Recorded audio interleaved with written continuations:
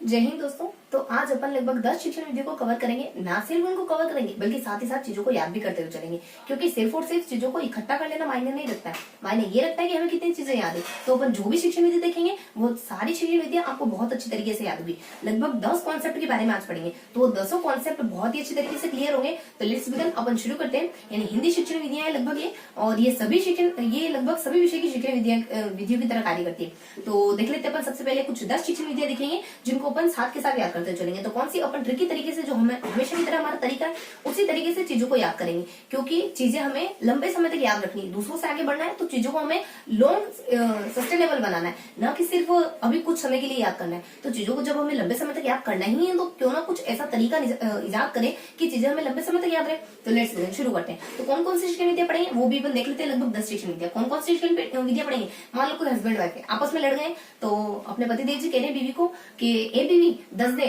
और द्वार पे कब आ रही, मतलब वापस कब आ रही। झगड़ा तो हो गया अपना, लेकिन आप वापस कब आ रही है? तो ए बीवी 10 वापस कब आ रही है? तो क्या होता है अपने ए ई। कौन कौन सी शिक्षण विधि पढ़ेंगे? ए, उसके बाद बीवी की जगह अपने को पीवी समझना है, पीवी, उसके बाद अपने 10, यहाँ जाएगा 10, और यहाँ पे अपने द्वार, यानी अपने को द्वार है तो इसको द्वार समझना है। ए बीवी 10 दे, द्वार पे कब आ रही है ना। 2 मिनट थोड़ा सा मूव हो गया, इसको थोड़ा व्यवस्थित कर लूं मैं, फिर अपन कंटिन्यू करते हैं।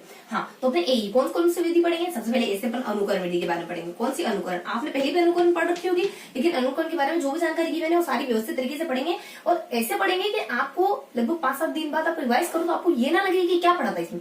आपको एकदम कंक्रीट पता होना चाहिए कि हाँ अनुकरण विधि में होता है। अगर मैं आपके सामने नाम लूं एक विधि का, मान लो मैं आपके सामने नाम लेती हूँ, मान लो ध्वन्यात्मक विधि का, तो क्या जानते हो ध्वन्यात्मक विधि के बारे में? मैं कहूँ कि कुछ 5-7 बातें बताओ तो आपके दिमाग में क्विक कुछ आता है ध्वन्यात्मक विधि को लेकर, तब तो आप वेल डन स्थिति में। अगर आपको कंफ्यूजन की स्थिति क्रिएट हो रही है कि हाँ शायद कुछ इसमें ध्वनि के बारे में आता है, या फिर एक दो कुछ परिभाषाएं आपको ध्यान नहीं आ रही इससे रिलेटेड, इसका मतलब आपके ज्ञान में क्या है? सर्टेनिटी नहीं, स्थिरता नहीं। मतलब जब तक वो नॉलेज हमारे स्थिर नहीं होगा तब तक हमें कुछ बेनिफिट नहीं दे सकता। जब तक चीजें उलझी तो वो हमें उलझन में ही रखेगी। जब तक चीजें क्लियर नहीं वो हमें क्लियरिटी कैसे दे सकती? तो चीजों को हमें क्लियर तरीके से पढ़ना है, एकदम सेपरेट पॉइंट ऑफ व्यू से पढ़ना। ये मुझे इतना याद है इसमें, मुझे इतना इसमें याद है, मुझे इतना इसमें याद है। चीजें ऐसी होनी चाहिए कि उनका नाम ले और हमारे सामने उनके बारे में जानकारी उभर कर आ जाए हमारे आंखों में। जैसे किसी विधि का नाम लिया तो हमारे सामने, हमारी आंखों के सामने उससे रिलेटेड जो भी हमें जानकारी वो व्यवस्थित तरीके से उभर कर आए, तभी तो चीजें हमारे काम आ सकेगी। एग्जामिनेशन हॉल में हम कंफ्यूज है, देखे शब्द तो वहां बहुत सारे लगेंगे, देखे सुनी इस तरीके की लगना सिर्फ ये काम नहीं आने वाला। काम क्या आने वाला? कितना स्पेसिफाइड तरीके से याद है। तो अपन उसी तरीके से पढ़ेंगे, एकदम स्पेसिफिक तरीके से, है ना। तो अपन अनुकरण विधि के बारे में देखेंगे, इसे अपन इकाई विधि के बारे में देखेंगे। कौन कौन सी विधि के बारे में देखेंगे? इसे अपन इकाई विधि के बारे में देखेंगे, और उसके बाद इसे अपन प्रत्यक्ष विधि के बारे में देखेंगे। जानती हूँ आप प्रत्यक्ष विधि के बारे में जानते होंगे, लेकिन फिर भी इसके गुण है, इसके दोष है, और भी जानकारी व्यवस्थित तरीके से देखेंगे। उसके बाद वी से अपन देखेंगे व्याकरण अनुवाद के बारे में। व्याकरण अनुवाद के बारे में भी आप भली बातें जानते होंगे, व्याकरण अनुवाद विधि के बारे में देखेंगे, लेकिन जो भी जानकारी देखेंगे वो आप इतनी आसानी से नहीं भूलेंगे। उसके बाद डीएस, अपने द्विभाषा विधि के बारे में देख लेंगे अपन, द्विभाषा विधि के बारे में देख लेंगे। ऐसे तो एक सिंपल सी विधि आ जाती है सैनिक विधि, उसको थोड़ा सा हल्का सा जिक्र वगैरह करना है, बाकी तो उसकी कुछ जानकारी में देखनी नहीं। उसके बाद नेक्स्ट अपन यहाँ पे द्वार पे कब आ रही हो, तो डी से अपन देख लेंगे। यहाँ पे अपने एक देखो एक थोड़ी सी विशेष विधि होती है द्विभाषा विधि देख ली। उसके बाद अपनी ध्वन्यात्मक विधि के बारे में देख लेंगे। फिर अपन देख लेंगे ध्वन्यात्मक विधि के बारे में, डी से अपन देखेंगे ध्वन्यात्मक विधि के बारे में। उसके बाद वी से अपन वाचन विधियों के बारे में देखेंगे। यहाँ पे वाचन विधि अपने आप में एक विधि तो है ही सही, लेकिन वाचन पढ़ने में कौन कौन सी विधियां होती है, तो ये अपने आप में बहुत बड़ी विधि। वाचन विधि के बारे में देखेंगे तो लगभग 6-7 विधियों को कवर कर लेंगे पर, कि वाचन यानी बच्चों को पढ़ाना सिखाना है तो किस किस विधि से आप बच्चों को पढ़ाना सिखा सकते हैं। 8 से रसात्मक विधि, इसके बारे में भी आप जानते होंगे। रसात्मक विधि के बारे में जानकारी देखेंगे कि रसात्मकता कब आती है, यानी जब अपन काव्य पढ़ते हैं तो उसमें रसात्मक विधि का इस्तेमाल करते हैं। तो ये कुछ हल्की सी तो जो 10 विधियां इनके ऊपर थोड़ी सी निगाह डालेंगे। अनुकरण विधि में ई से अपने इकाई विधि पे डालेंगे ए, उसको पी से अपने प्रत्यक्ष, वी से अपने देखो प्रत्यक्ष विधि के बारे में, वी से अपन व्याकरण अनुवाद के बारे में लिखा है, हाँ व्याकरण अनुवाद के बारे में।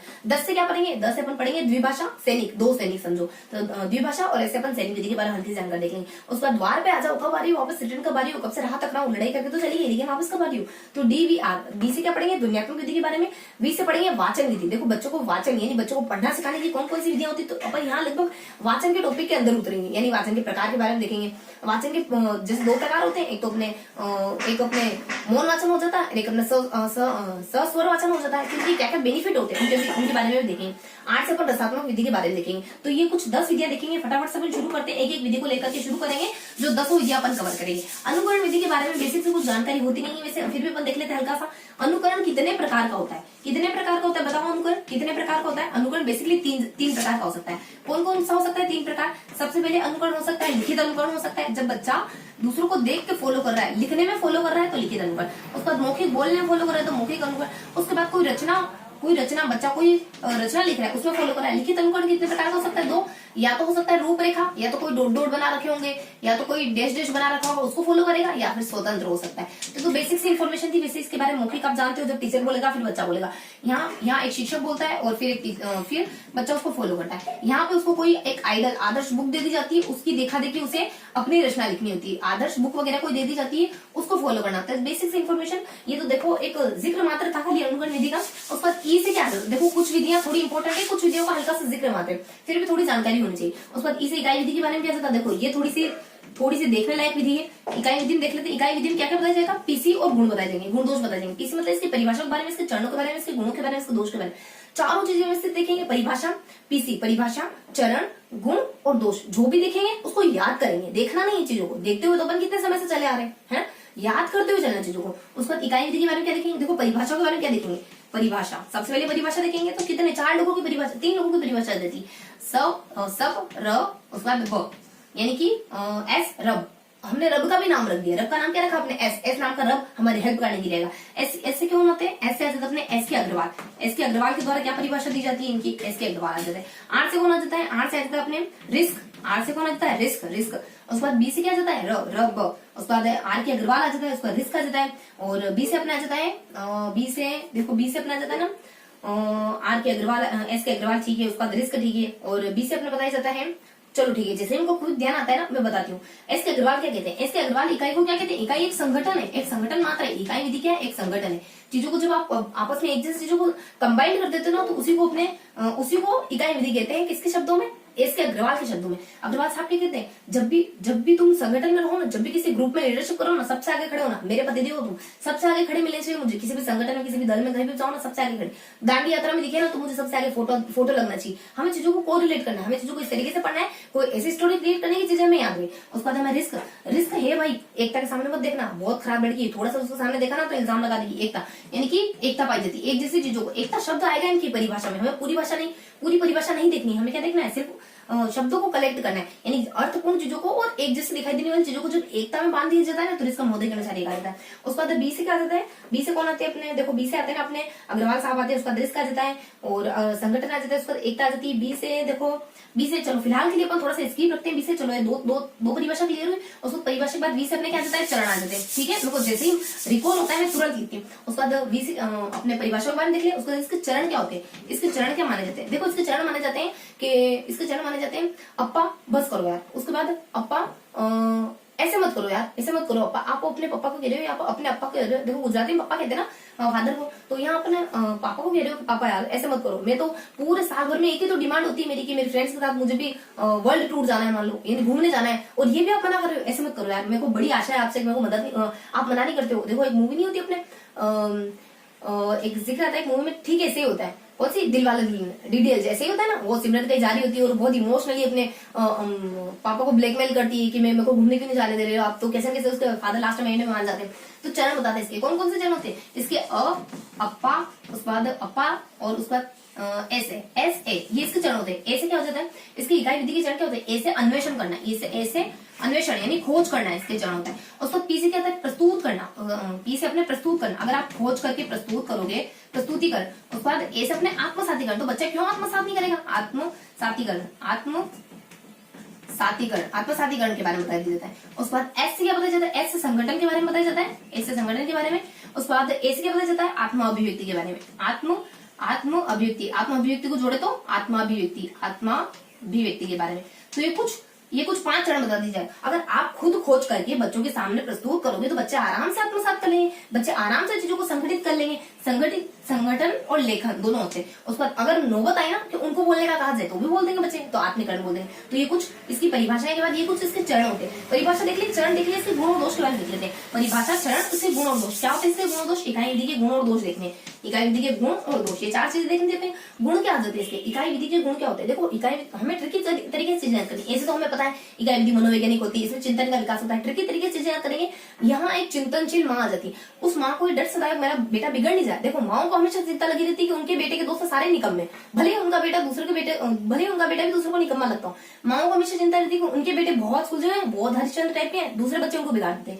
माँ सोच रही है, तो हम किसी ने सलाह दी, चिंता मत करो, तुम्हारा बेटा मनोवैज्ञानिकों के समूह में, ऐसे समूह में रहेगा ना तो उसका आत्मविश्वास बिल्ड होगा, अच्छी चीजें बिल्ड होगी। चिंता मत करो, तुम्हारा बेटा मनोवैज्ञानिकों के समूह में, तो उसका आत्मविश्वास बिल्ड होगा। यहाँ देता है चिंता, देखो ट्रिक क्या है, चिंता मत करो, चिंता मत करो, तुम्हारा बालक या बेटा, तुम्हारा बेटा किसके समूह में? मनोवैज्ञानिकों के समूह में। तुम्हारा बेटा मनोवैज्ञानिकों के थोड़ा सा मुंह हो रहा है ना, ये मनोवैज्ञानिकों के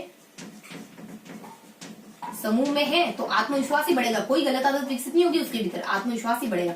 क्या होगा? आत्मविश्वास ही बढ़ने वाला, आत्मविश्वास ही बढ़ेगा, आत्मविश्वास ही बढ़ेगा। ये कुछ ट्रिक है, इससे चीजें आपस में कंबाइंड हो जाएगी। देखो चीजें इससे या तो ऐसे भी आपको, लेकिन बिखरे बिखरे शब्द याद है, तो बेहतर ये नहीं होगा कि इन शब्दों को सारों को सीमेंट करके का, के, की, जो भी कुछ इर्द गिर्द कुछ आसपास शब्द जोड़ के इनको बना दिया जाए, कुछ ऐसे फॉर्मेट में रख दिया जाए कि चीजें आपको लंबे समय तक याद रहे। तो चिंता मतलब कि चिंतन शक्ति को बढ़ावा देती है। किसको? इकाई विधि हमारे चिंतन को बढ़ावा देती है, इकाई विधि चिंतन को बढ़ावा देती है। उसका चिंता मत करो, तुम्हारा बालक, बाल केंद्रित मानी जाती है, ये विधि बाल केंद्रित मानी जाती है, बाल से अपने बाल केंद्रित विधि मानी जाती है। नेक्स्ट मनोविज्ञान, ये विधि मनोवैज्ञानिक विधि होती है। अगर इनसे अपन देखें ना कि क्या क्या चीजें बिलोंग करी, तो एम से अपने मनोविज्ञान से मनोवैज्ञानिक विधि, स से अपने समूह की भावना को विकास करती है बच्चों में समूह की भावना को विकास करती है। उसके बाद आत्मविश्वास, बच्चों में आत्मविश्वास, कॉन्फिडेंस लाती है, बच्चों में आत्मविश्वास को बढ़ावा देती है। उसके बाद आत्मविश्वास ही बढ़ेगा। बस ये आते सारी चीज। चिंता मत करो, तुम्हारा बालक मनोवैज्ञानिकों के समूह में है, तो उसमें आत्मविश्वास की भावना ही बढ़ेगी। तो ये इसके गुण। अब देख लेते हैं इसके दोष क्या होते हैं। इकाई विधि के कुछ दोष भी होते होंगे, गुण है तो, है ना। हर व्यक्ति में, हर विधि में अच्छी और बुरी दोनों ही बातें होती है, तो इसके दोष भी होंगे। क्या क्या है इसके दोष? इकाई विधि के दोष बताने के लिए कौन आ जाता है? इकाई विधि के दोष बताने के लिए एक नीर नाम का लड़का आता है। नीर नाम का लड़का अपनी खटारा से गाड़ी लेके गांधी जी को पिकअप करने, गांधी जी को मान लो ड्रॉप करने जा रहा था, दांडी यात्रा में जा रहा था ना गांधी, तो गांधी को ड्रॉप करने जा रहा था, तो चली नहीं, तो गांधी को अपने कंधों पर बिठा के ले जाना पड़ा। तो नीर के बेकार से संयंत्र से, यानी नीर के एक मान लो नीर का यंत्र। तो यहाँ ट्रिक है अपनी कि तुम्हारे इस यंत्र से, तुम्हारी इस खटारा गाड़ी से तुम्हें संगठन पे कभी टाइम पे नहीं पहुंच पाता। यानी नीर अपनी सीमित यंत्र से कभी संगठन पे टाइम नहीं, सीमित मतलब कि उसमें क्वालिटी सीमित थी, मतलब कि वो बेकार हो गई थी, अब खराब हो गई थी गाड़ी, समझनी अपने बाइक वगैरह कुछ अज्यूम करना है। तो नीर के सीमित यंत्र से तो कभी संगठन पे टाइम पे नहीं पहुंचा पाता गांधी जी को। तो फिर उसने क्या करा? अपनी मौलिक शक्ति, अपने पाँव का इस्तेमाल करा, अपने पदों का इस्तेमाल करा, गांधी जी को कंधों पर बिठाए और दौड़े दौड़े गया और उनको दांडी यात्रा में टाइम से पहुंचा दिया। तो यहाँ क्या जाता अपने नीर अपने सीमित संयंत्र से संगठन पर कभी टाइम भी नहीं पहुंच पाता। अपने सीमित यंत्र से संगठन में, यानी जहां पर लोग इकट्ठा हो रहे थे ना, वहां पर कभी टाइम से नहीं पहुंचा पाता। संगठन पर कभी समय से नहीं पहुंच पाता। फिर उसने क्या करा? फिर अपनी मौलिक शक्ति, किसका? मौलिक शक्ति क्या है उसकी? मौलिक शक्ति क्या है? उसके पांव, दो चरण, मौलिक शक्ति, पदों का इस्तेमाल किया और टाइम से पहुंचा दिया गांधी जी को, पदों का इस्तेमाल किया। तो ट्रिक से क्या क्या चीजें बिलोंग करती है, ये देख लेते हैं। ट्रिक से क्या क्या चीजें बिलोंग करती है? देखो नीर मतलब कि ये विधि नीरस होती है। ये विधि क्या होती है? बच्चों को उबाऊ कर देती है, बच्चों में नीरसता लेके आ जाती है। इकाई विधि जो होती है ना, नीरस विधि मानी जाती है। देखो नीरस होती है, उस पर सीमित मतलब कि ये क्या होती है? ज्ञान को सीमित करती है। सीमित मतलब कि ये विधि बहुत सीमित होती है, बहुत संकुचित विधि होती है। उस पर यंत्र मतलब सीमित यंत्र यांत्रिक होती है। यंत्र मतलब कि ये विधि क्या होती है? यांत्रिक, रोबोटिक विधि होती है। ये विधि क्या होती है? रोबोटिक, यांत्रिक विधि होती है। संगठन मतलब कि इसमें चीजों को, इकाई को संगठित करने में दिक्कत आती है। कौन कौन सी चीजों को एक साथ रखें, यानी चीजों को संगठित करने में इसमें परेशानी आती है, संगठित करने में इसमें दिक्कत आती है। और कम समय से और संगठन पर समय पर, यानी कि समय का इसमें दुरुपयोग होता है, ऐसा माना जाता है ना, समय का दुरुपयोग होता है और उसके बाद हमारे नहीं पहुंच पाता। फिर उसने अपने मौलिक, यानी बच्चों की मौलिक और कल्पना शक्ति का हास होता है इसमें, यानी बच्चे जो मौलिक तरीके से चीजों को नई तरीके से खोज पाते हैं, उनकी उस कैपेबिलिटी का इसमें हास हो जाता है, नहीं पहुंच पाते। फिर अपने मौलिक शक्ति का पदों का इस्तेमाल करा, मतलब कि कौन कौन से पदों को जोड़ करके इकाई बनानी है, वही पदों के संयोजन में कठिनाई आती है, पदों के संयोजन में कठिनाई आती है। ये सारी बातें इकाई विधि से कोरिलेट करती है। यांत्रिक विधि होती है क्योंकि जो उन्होंने इकाई में बांध दिया उसी को पढ़ना पड़ेगा। सीमित होती है, बच्चों को जब भी कोई नियम वगैरह आता है ना तो बच्चों को सीमित करते हैं, टीचर को सीमित करते हैं। टीचर इससे उस लेसन पे नहीं जा सकता, इकाई को फॉलो करना पड़ेगा, तो सीमित होगा ना। चीजों को बांध दिया इसने, नीरस होती है, बोरिंग सी होती है। जब एक ट्रैक फॉलो करना होता है तो नीरसता तो आती है। उसके बाद अपने संगठित यानी कौन सी इकाई को कौन से चैप्टर को साथ में रखे, ये भी बहुत मुश्किल हो जाता है। दुरुपयोग करती है, यानी बहुत बार ऐसा होता है कि ये चैप्टर दूसरे से को रिलेट कर रहा होता है, नहीं पढ़ा सकते, उन्हीं चीजों को साथ में पढ़ाना पड़ेगा जो इकाई में पहले से बांध दी, तो दुरुपयोग हो गया। यानी हमें तो उसको उसके साथ पढ़ाना था लेकिन पढ़ा नहीं पा रहे, दुरुपयोग हो गया। पूरी इकाई मतलब कि कहीं ना कहीं इसमें समय का दुरुपयोग हो रहा है। उसके बाद अपने मौलिक होती है, बच्चों की मौलिक कल्पना और चिंतन को दोनों को ये बाधित कर देती है। उसके बाद पदों को संयोजित करने में इसमें दिक्कत आती है। तो इकाई विधि के गुण दोष है, इसकी परिभाषाएं है, इसके चरण है, इनके बारे में अपने देख लिया। क्या क्या देखा, गुण दोष के बारे में देखा, परिभाषाओं के बारे में देखा, उसके बाद चरणों के बारे में देखा इसे। और अब देख लेंगे अपन इकाई विधि देख ली, उसके बाद अपने प्रत्यक्ष विधि और वी से अपने देखना है व्याकरण अनुवाद विधि। देखो प्रत्यक्ष विधि के बारे में देख लेते हैं। प्रत्यक्ष विधि के बारे में तो आप बहुत ही बेहतरीन तरीके से जानते होंगे। प्रत्यक्ष विधि में क्या होता है, प्रत्यक्ष विधि में क्या होता है, जिस तरीके से आप मातृभाषा सीखते हो उसी तरीके से आपको दूसरी भाषा सिखाई जाती है। कैसे, बिल्कुल वैसा ही माहौल उपलब्ध कराया जाता है। एक शब्द नहीं बोला जाएगा किसी दूसरी भाषा का, सब कुछ आपको दिया जाएगा मातृभाषा में। इसके गुण भी हो सकते हैं, अच्छी बातें भी हो सकती है इसकी कि हम बिल्कुल व्यवस्थित तरीके से उसी भाषा को बोलना सीखते हैं, दिन भर उसी भाषा में रहते हैं। उसके बाद हमारे दोष भी हो सकते हैं। उसी भाषा में रहोगे तो आपको बहुत सारी चीजें नहीं सीख पाओगे, आप यांत्रिक बन जाओगे। और यांत्रिकता तो क्या है, लेकिन आप उसी भाषा में रहोगे ना तो आपकी शब्दावली मतलब कि इससे शब्दावली का विकास होगा कि नहीं होगा। इससे सीमित, प्रत्यक्ष विधि में आप सीमित शब्दावली सीखते हो ऐसे बताया जाता है, लेकिन असीमित शब्दावली से बच जाते हो। फिर भी चलो गुण दोष पर व्यवस्थित तरीके से देख लेते हैं इसके। प्रत्यक्ष विधि के कुछ बेसिक जानकारी होती है। बेसिक जानकारी क्या होती है, प्रसव। सबसे पहले इसकी जानकारी क्या होती है, प्रसव। प्रसव मतलब कि इसमें प्रत्यक्ष चीजों को सामने रखकर पढ़ाया जाता है। प्रसव मतलब कि इसमें प्रत्यक्ष वस्तुएं आपके सामने लाई जाती है, प्रत्यक्ष वस्तुएं फिर चीजों को पढ़ाते हैं। स मतलब कि इसमें देखो स से क्या बिलोंग करता है, इसमें चीजें आपके सामने मतलब कि शब्द है, लोकोक्तियां है, मुहावरे हैं, ये चीजें आपको बहुत आसानी से याद हो जाती है। यानी शब्द है, उसके बाद आपकी लोकोक्तियां हैं और मुहावरे ये चीजें आपको बेहतरीन तरीके से याद हो जाती है। वी मतलब की प्रसव, वी मतलब की इसमें देखो हाँ यू मतलब कि अनुवाद। इसमें प्रत्यक्ष विधि में अनुवाद कार्य की कोई झंझट नहीं होती, अनुवाद करते ही नहीं, आप सीधी उसी भाषा में बोल रहे हो तो अनुवाद कहाँ करना है, तो अनुवाद विधि में होगा अनुवाद। यहाँ पे अनुवाद है ना तो ए है, तो यहाँ अपने ए आ जाता है, मतलब कि पास आ जाता है, जो अपने डाइस नहीं होता पास आ, उससे ध्यान रखना को, या फिर अपने पास से ध्यान रखना, PAS, इसको अपन ऐसे कर सकते हैं PAS, पास से ध्यान रखना। देखो प्रत्यक्ष विधि की ठीक है, प्रत्यक्ष को पास यानी पास से देखा मैंने, प्रत्यक्ष को यानी मैंने वास्तविकता को, प्रत्यक्ष को मैंने पास में नजदीक क्लोज से व्यू लिया। पी से अपने प्रत्यक्ष वस्तु को लाया जाता है, ए से अपने, इसमें अनुवाद का कोई जिक्र नहीं होता है। इस विधि में अनुवाद का बिल्कुल सहारा नहीं लिया जाता है, चीजों को समझने के लिए अनुवाद का बिल्कुल सहारा नहीं लेते। ऐसे अपने इसमें शब्द आ जाता है, लोकोक्ति आ जाता है, मुहावरे जाती है, ये चीजें बहुत आसानी से याद हो जाती है। और फिर अपन देखेंगे, एक मिनट थोड़ा सा अपन पॉज रखेंगे, फिर अपन चीजों को कंटिन्यू करेंगे।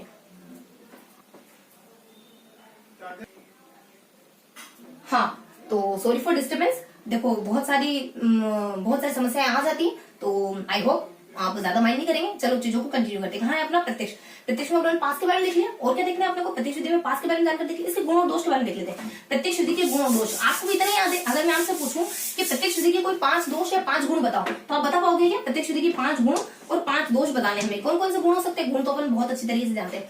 गुण देखो ट्रिकी तरीके से याद रखेंगे, ताकि जब भी जिक्र आए ना तो प्रत्यक्ष विधि की ट्रिक हमें तुरंत याद है। ट्रिक से क्या होता है, चीजें एक साथ एक राइम में बन जाती है, और जब भी एक शब्द याद आता है ना सारी चीजें धड़ाधड़ याद आ जाती है।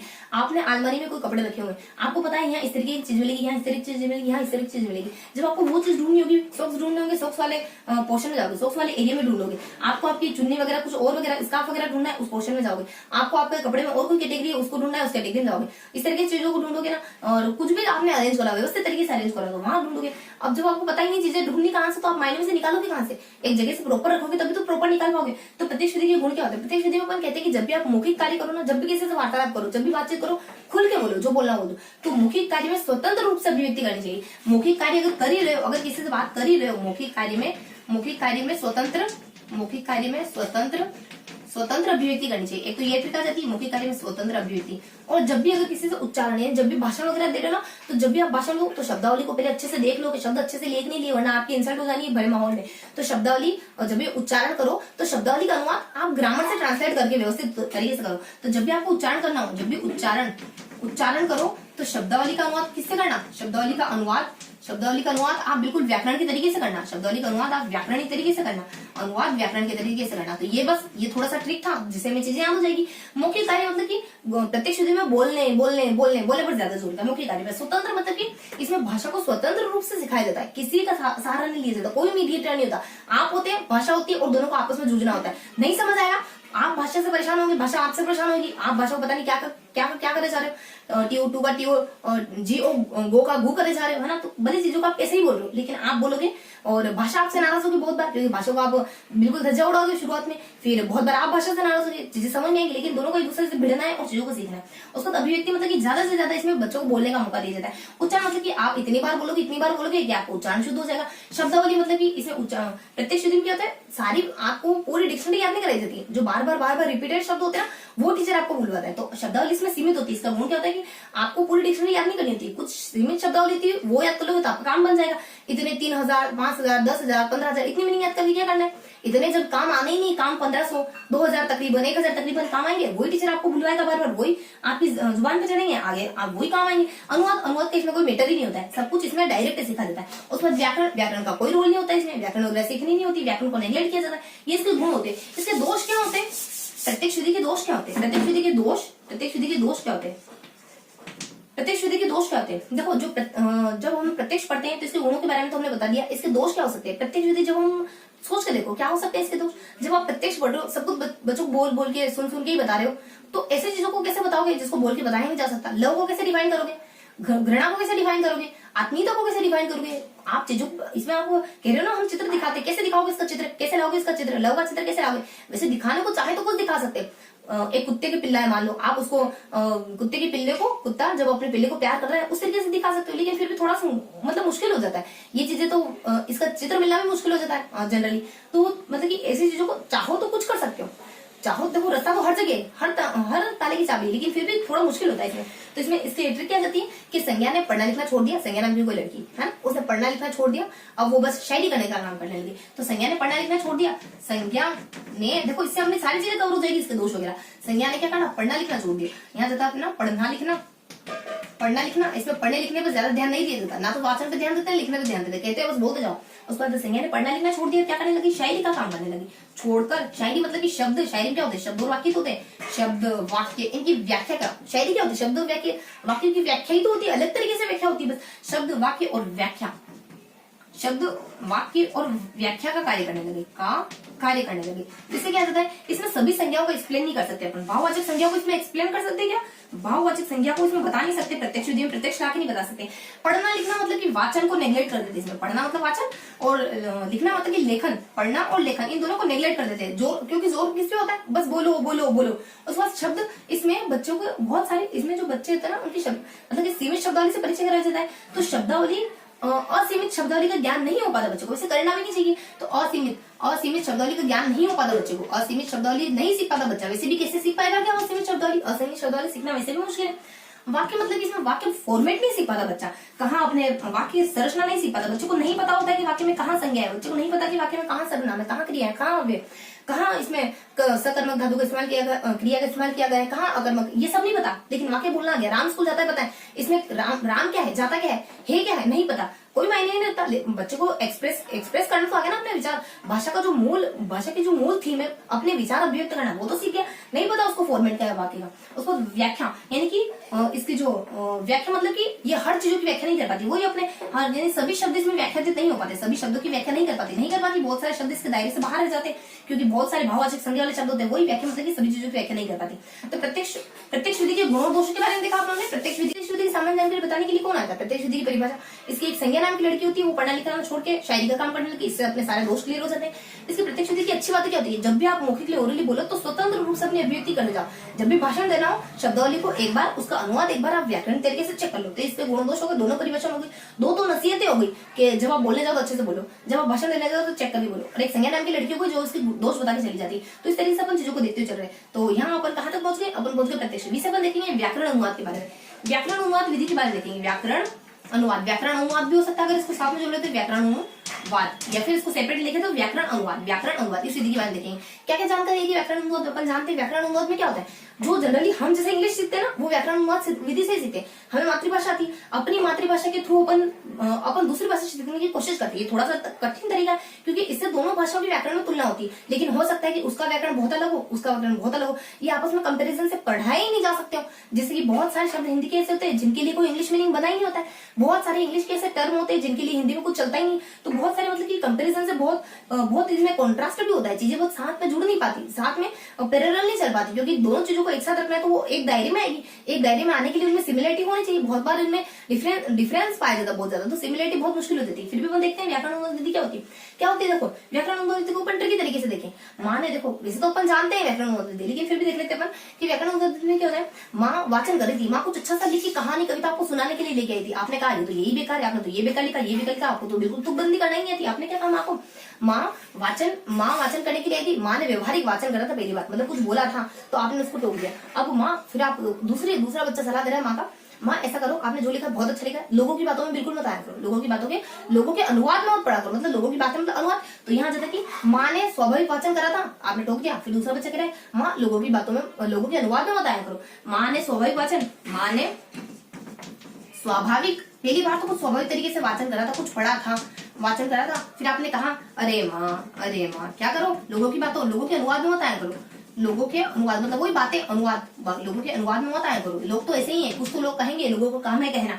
माँ मतलब इसमें मातृभाषा के अनुवाद के थ्रू दूसरी भाषा पढ़ाई जाती है। इसमें माँ मतलब कि मातृभाषा के अनुवाद के थ्रू, दूसरी भाषा पढ़ाते हैं। मातृभाषा के अनुवाद के थ्रू, आपकी भाषा आपको आती है तो मातृभाषा के अनुवाद के थ्रू दूसरी भाषा पढ़ाएंगे। स्वाभाविक इसके दोष देख लेना, मतलब कि कुछ भी समझो, इसकी जानकारी देख ले। स्वाभाविकता मतलब कि जब आप इस तरीके से पढ़ाते हो ना, तो जो नई भाषा है उसकी अपनी स्वाभाविकता नष्ट हो जाती है। उसका अपने आप में भी तो कोई वजूद है, आप उसको दूसरे के पलड़े में रख के तोड़ रहे हो। उसका अपना भी तो एक स्वतंत्र अस्तित्व है, तो उसकी भाषा की स्वाभाविकता नष्ट हो जाती है। वाचन आप बोलने पर बिल्कुल जोर नहीं देते हो। बच्चों को जो भाषा का जो मेन उद्देश्य है, बच्चों को बोलना सिखाना, उस पर वो बिल्कुल जोर नहीं दिया जाता। अरे माँ मतलब इसमें वही अपने मातृभाषा, माँ तो कुछ नहीं, यहाँ देख लेते अपन लोक, यानी इससे अपन लोकोक्तियां, मुहावरे, ये चीजें जल्दी सीख जाते हैं। लोकोक्तियां, मुहावरे वहां पे भी आता है प्रत्यक्ष में, यहाँ पर भी लोकोक्तियां और मुहावरे, इनकी जानकारी हमें हो जाती है। लोकोक्तियां, मुहावरे, शब्दों की। अनुवाद, इसमें अनुवाद को बहुत ज्यादा महत्व दिया जाता है। अनुवाद के थ्रू तो चीजें पढ़ाई जाती है। इसमें अनुवाद विधि है तो अनुवाद के थ्रू तो इसमें चीजें पढ़ाई जाती है। तो ये थी अपने बेसिक से अनुवाद विधि, सारी चीजें अपन जानते थे, लेकिन फिर थोड़ा सा अरेंज करने की कोशिश करिए कि मातृभाषा के अनुवाद से अपन ये भाषा सीखते हैं,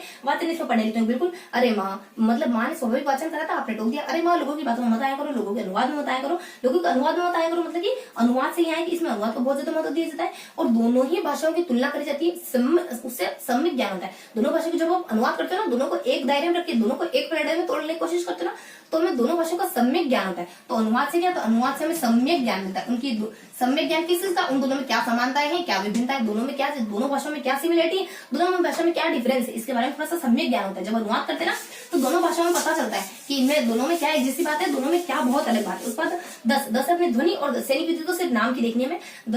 डी से अपने ध्वनियात्मक विधि, द्विभाषा विधि बारे देखना है। पहले द्विभाषा के बारे में देख लेते हैं।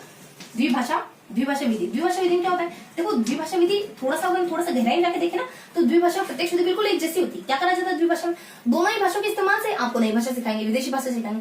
प्रत्यक्ष में क्या होता है, बिल्कुल नई भाषा के थ्रू आपको नई भाषा सिखाते हैं। यहाँ क्या होता है, ये थोड़ी सी लचीली होती है। इसमें क्या होता है, अगर नई भाषा पूरी नहीं आती, आपको उसके जो शब्द नहीं आते ना, उसके लिए आपको थोड़ी सी छूट होती है कि आप मातृभाषा के शब्दों का इस्तेमाल कर सकते हो। बस इतना ही अंतर होता है इन दोनों विधियों में। द्विभाषा विधि में क्या होता है, द्विभाषा में आपकी कोई विदेशी माँ है और विदेशी माँ टेक आन जैसी विदेशी भाषा बोलती है, हमें तो नहीं सीखनी ऐसी भाषा। ठीक है, कि विदेशी माँ है कोई आपकी, मान लो आप विदेश से, आपकी कोई एक माँ है जो फॉरेनर है, विदेशी माँ टेक मैंगो, यानी कि टेक मैंगो नहीं वो कहती, वो क्या कहती, टेक आम मैंगो लो, या फिर कैसे भी कह सकते हो, दोनों में से एक शब्द आपको इंग्लिश का लेना है, हिंदी का लेना है। यानी विदेशी माँ टेक मैंगो जैसे शब्द, जैसी भाषा बोलती है और मुझे तो नहीं सीखनी ऐसी भाषा। वैसे हमें इसके बारे में वैसे भी पता है। द्विभाषा विधि क्या होती है, आपकी मातृभाषा और आपकी विदेशी भाषा, इन दोनों के सहयोग से मातृभाषा प्लस विदेशी भाषा, इन दोनों के सहयोग से आपको विदेशी भाषा सिखाने की कोशिश करी जाती है। इन दोनों के सहयोग से आपको विदेशी भाषा सिखाने की कोशिश करी जाती है। जैसे कि टेक मैंगो या फिर मैंगो लो, आम लो,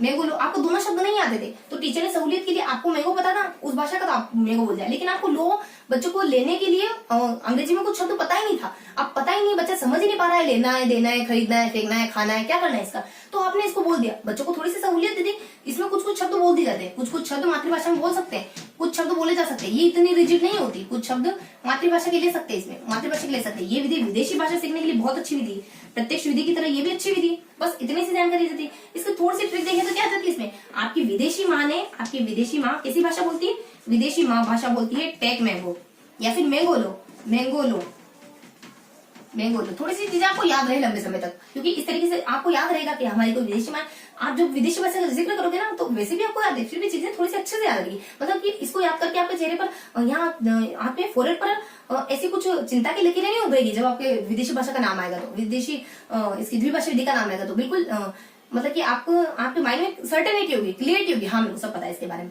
और जब इस तरीके की फीलिंग आती है ना तो कॉन्फिडेंस में बूस्ट होता है। कॉन्फिडेंस जब तक नहीं आ रहा हो तो उन्हें अच्छे से करते हैं। तो यहाँ जाता है कि विदेशी माँ टेक मैंगो जैसी भाषा बोलती है, हमें तो नहीं बोलनी ऐसी भाषा। विदेशी मतलब ये दोनों भाषाओं के थ्रू ये भाषा देते हैं। टेक मैंगो, इसमें एक शब्द ऐसे रहते हैं। अब आप, मैं गारंटी करती हूँ अब आप ये चीजें भूलने नहीं वाले। मतलब इस तरीके से जब चीजें अपने कुछ ना कुछ स्टोरेज जुड़ जाती है ना, चीजें भूलते नहीं अपन।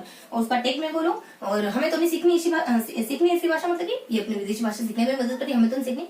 विदेशों में चलती होगी तो ठीक है, लेकिन हमें तो नहीं सीखनी। तो विदेशी में हमारे टेक मैंगो जैसी भाषा का जिक्र करती है और हमें तो ऐसी भाषा नहीं सीखनी। मतलब कि ये खाली विदेशी भाषा सीखने में बहुत ज्यादा काम आती है। तो अपने विदेशी माँ टेक मैंगो लो जैसी भाषा बोलती है, जैसी विदेशी भाषा बोलती है, ऐसी विदेशी भाषा बोलती है। पूरी इंग्लिश बोलो तो समझ आता है, ऐसी विदेशी भाषा बोलती है, भाषा बोलती है। मतलब कि अपने विदेशी भाषा और मातृभाषा इन दोनों के थ्रू अपने विदेशी भाषा सिखाई जाती है। और कुछ शब्द बोल सकते हैं, कुछ शब्द नहीं बोल सकते। विदेशी भाषा के लिए, विदेशी भाषा सीखने की विधि बहुत अच्छी मानी जाती है। बस इतनी सी जानकारी थी इसकी। और अब अपना देख लें द्विभाषा विधि के बारे में। उसमें ऐसे सैनिक विधि के बारे में हम जानते हैं, अमेरिका में इस्तेमाल करी गई थी। इसमें ज्यादा से ज्यादा किसमें बोल दिया जाता है, वाचन में बोल दिया जाता है। अमेरिका में इस्तेमाल करी गई थी। अमेरिका में इस्तेमाल करी गई थी। द्वितीय विश्व युद्ध के दौरान कुछ सोल्जर्स को अंग्रेजी भाषा सीखनी थी, कुछ दूसरी भाषा सीखनी थी। डायरेक्ट बोल बोल के वार्तालाप के थ्रू सिखा दिया, इस भाषा को वार्तालाप के थ्रू सिखा दिया। इसमें लेखन पर बिल्कुल ध्यान नहीं दिया। क्या मतलब लिखने से, जब उनका मकसद है सिर्फ बच्चों को, क्या सोल्जर्स को सिर्फ ये भाषा कन्वर्सेशन के लिए सिखाना था, तो इसमें लेखन पर बिल्कुल ध्यान नहीं दिया। तो सैनिक युद्ध तो जानते हैं, बिल्कुल बेसिक इन्फॉर्मेशन थी इसमें। उसको तो अपने यहाँ देखना है अपने को। DVR, डी से अपने क्या जाता है ध्वन्यात्मक विधि, वी से क्या जाता है अपने वाचन विधि, और आर से अपने रसात्मक। तो इन तीनों के बारे में अपन डिटेल से देख लेते हैं। देखो ध्वन्यात्मक विधि में क्या होता है, ध्वन्यात्मक विधि में क्या होता है। देखो ध्वन्यात्मक विधि में क्या होता है कि ध्वनि में सबसे ज्यादा फोकस किस पे किया जाता है, इस पर पूरा फोकस आपके बोलने पर रहता है। देखो इसकी ट्रिक क्या जाती है, हाँ वही ध्वनि विज्ञान जिसमें ध्वनि को पृथक से पढ़ाया जाता है। वही कहता है कि जब भी आप लिखो ना तो बोल बोल के लिखो, चीजें बहुत अच्छी तरीके से याद हो जाएगी। जब भी लिखना हो तो बोल बोल के लिखो, इससे आप पढ़ना लिखना बहुत जल्दी सीख जाओगे। फिर आपको अंग्रेजी का मर्म भी तो समझना है, पढ़ना लिखना जल्दी सीखे। तो ये अपनी ट्रिक थी। ट्रिक आसानी से समझ आपको कि क्या, कि ध्वन्यात्मक विज्ञान कौन सा, हाँ वही ध्वन्यात्मक विज्ञान जिसमें ध्वनि को अलग से पढ़ाते हैं। उस विज्ञान में कहते हैं कि जब भी आप कोई चीज याद कर रहे हो तो आप बोल बोल के लिखो, बोल बोल के लिखो, बोलते बोलते जाओ, उसको लिखते जाओ, लिखो बोल बोल के लिखो। इससे आपको जल्दी पढ़ना लिखना आपको जल्दी आ जाएगा। इससे फिर हमें पढ़ना लिखना जल्दी सीखकर अंग्रेजी का मर्म भी तो समझना है। तो ध्वन्यात्मक विज्ञान क्या कहते हैं अपने, ध्वन्यात्मक विज्ञान। देखो यहाँ लिख देते हैं ध्वन्यात्मक विज्ञान, जिसमें ध्वनि पृथक से पढ़ाई जाती है, जिसमें ध्वनि पृथक से पढ़ाई जाती है। का कहना है, इस विज्ञान का कहना है कि बोल बोल कर लिखो। बोलना और लिखना इसमें नेगलेक्ट होता है। बोल बोल कर लिखो तो जल्दी याद हो जाएगा आपको, जल्दी याद हो जाएगा। फिर अंग्रेजी का मर्म भी तो समझना है आपको, अंग्रेजी भी तो पढ़नी है। अंग्रेजी का मर्म भी तो समझना है आपको। देखो ध्वन्यात्मक विज्ञान मतलब कि इसमें ध्वनि विज्ञान को बहुत ज्यादा महत्व दिया जाता है, जिसमें ध्वनि को पृथक से, शब्दों को अलग से पढ़ाते हैं। यानी कि वर्ण और ध्वनि ये बिल्कुल सेपरेट पढ़ाए जाते हैं, बिल्कुल व्यवस्थित तरीके से शब्द वर्ण और शब्द इनकी ध्वनि को इनके साथ अरेंज करके। यानी क को क पढ़ा जाता है, ख को ख पढ़ा जाता है, ग को ग बहुत बार पढ़ाएंगे, क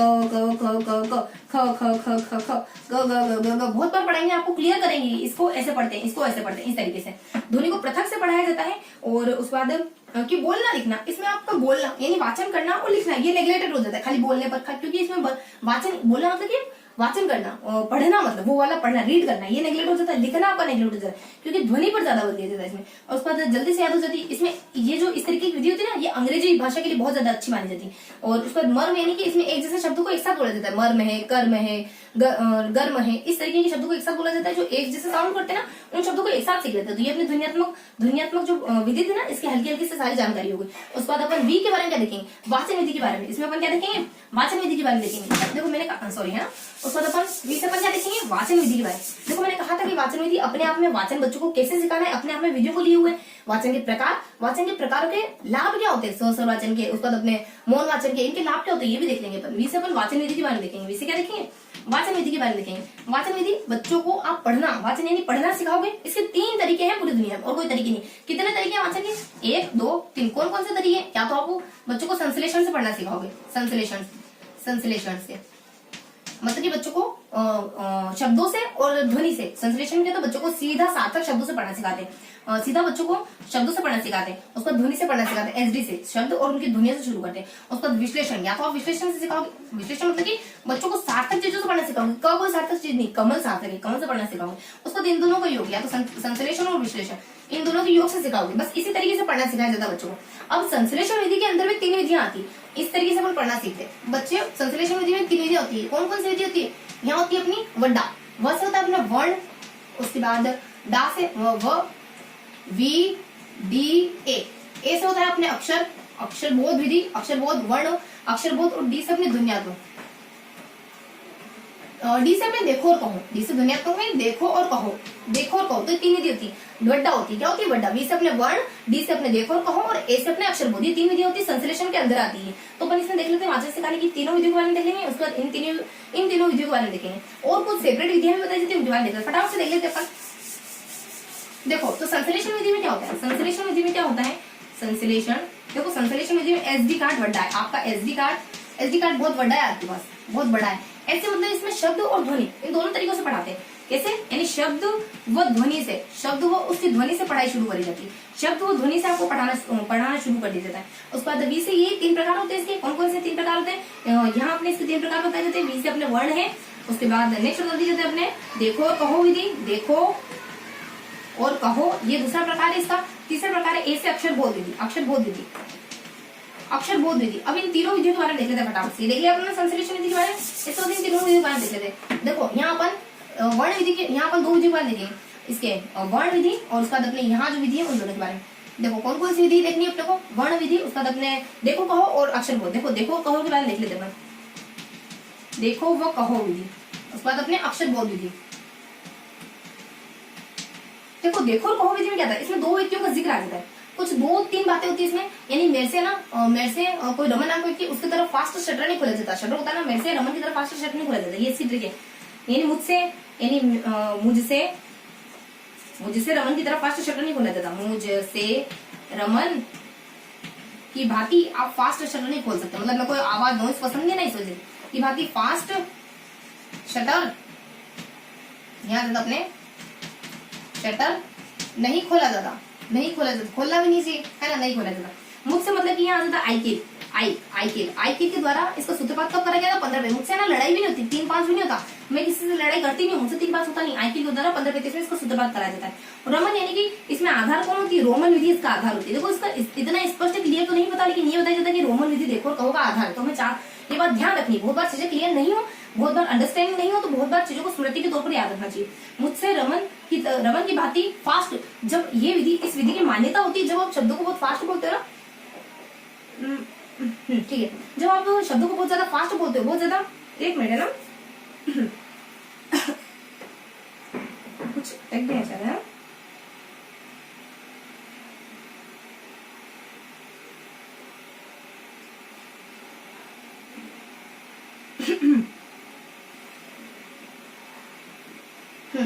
ओके चलो ठीक है, शुरू करते हैं ना।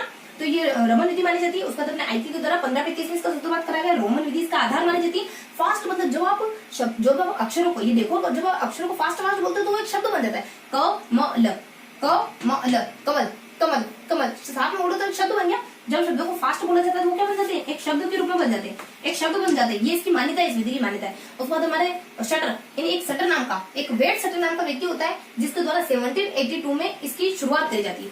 वेट शटर नाम का एक व्यक्ति होता है, वेट शटर 1782 में इसकी शुरुआत करता है। वो 1782 में इसकी शुरुआत करता है, यानी सूत्रपात किसी और ने करा है और शुरुआत किसी और ने करी। तो सामान्य से जानकारी देते देखो और कहो विधि के बारे में क्या कहते हैं, मुझसे नमन की तरफ फास्ट शटर नहीं खुलता और मैं खोलना भी नहीं चाहती, मुझे नॉइज पॉल्यूशन पसंद नहीं। आईकिल के द्वारा 1535 में इसकी शुरुआत सूत्रपात कराया जाता है। उसका रमन यानी ये रोमन विधि इसका आधार मानी जाती है। फास्ट मतलब जब आप अक्षरों को फास्ट बोलोगे तो ये शब्द बन जाएंगे, ऐसी मान्यता है देखो गौर विधि की। उसके बाद शटर मतलब कि सेटर, वेट सेटर नाम का एक व्यक्ति होता है 1782 में शटर। आप रात को 10 बजे क्या रात को 10 बजे क्या ऊपर नीचे करते रहते हैं शटर, इससे इतना मतलब कि इतना साउंड जनरेट होता है, आसपास के लोग सोए हुए परेशान हो जाते हैं, मतलब कि बहुत ज्यादा आवाज करता है। तो अपने 10 मतलब कि 8 दो यानी चीजों को याद रखना है ना, मेन मकसद तो यही ना। उसके बाद 8 और 2 तो ये हमें ध्यान में रख के चलता है। चीजों को सिर्फ हमें ऐसे नहीं पढ़ना है कि बस पढ़े जा रहे, हमारा समय कीमती है, हमारी एफर्ट कीमती है, तो उन चीजों को सही गाइडेंस में लगाए, सही डायरेक्शन में लगाए। तो यहाँ अपने शटर के द्वारा 1782 में इसकी शुरुआत की गई थी, बता दी जाता है। तो देखो और कहो विधि क्लियर हुई, ट्रिक के माध्यम से देखो और कहो विधि पूरी क्लियर हुई। उसके बाद यहाँ अक्षर बोध विधि आ जाती है। देखो अक्षर बोध विधि भी यही कहती है। अक्षर बोध विधि क्या कहती है, अक्षय कुमार से बोला ही नहीं, एक शब्द नहीं बोला गया, अक्षय कुमार या फिर अक्षर बोध विधि देखो है ना, ट्रिक थी हमारी। तो यहाँ अक्षर बोध विधि क्या देता है, अक्षर बोध विधि के बारे में बताते हैं कि इसकी मूल बात ये होती है कि आधार किसको बनाए। अक्षर बोध विधि में मूल चिंता इस बात की रहती है कि इकाई किसको बनाए, और ये अवाचन में बहुत महत्वपूर्ण मानी जाती है। इसके बारे में कोई जानकारी लगभग होती नहीं, लेकिन फिर भी अक्षर बोध विधि के बारे में जानकारी देखे ना, तो अक्षय कुमार से एक शब्द नहीं बोलोगे, ध्यान रखो। शब्द मतलब कि इसमें कहा जाता है कि जब आप वो क्या हुई बात, जब आप अक्षरों को फास्ट बोलोगे तो आपको अक्षर नहीं दिखेगा, आपको पूरा शब्द दिखेगा। वही अपने कमल, क म ल, जब इसके शब्दों को आप अलग से बोलते हो तो आपको कमल दिखता है, जब आप इसके शब्दों को साथ में बोलते हो तो आपको पूरा शब्द दिख जाता है, अक्षर तो दिखता ही नहीं, फिर शब्द पढ़ने तो हो जाता है। आपकी इतनी पेनी निगाह कर दी जाती है, इसमें आपकी इतनी मतलब कि इतनी शार्प निगाह हो जाती है कि आपको शब्द नहीं दिखते हैं, फिर आपको अक्षर नहीं दिखते, वर्ण नहीं दिखते, सीधा आपको शब्द दिखता है। तो अक्षर बोध में इस तरीके से लगाते हैं। अक्षर बोध में शब्दों को जब पास में लेके आया जाता है, शब्दों की तरह, शब्द और अक्षर को अक्षर की तरह नहीं, बल्कि पूरे शब्द अक्षर को और वर्ण को, सॉरी है ना, अक्षर को और वर्ण को अक्षर या वर्ण की तरह नहीं देखते, बल्कि उनको पास करके एक शब्द के रूप में देखते हैं। तो ये होती है इसकी अक्षर बोध विधि। क्या होता है, अक्षर बोध में शब्दों की तरह देखा जाता है, अक्षरों को किसी तरह शब्दों की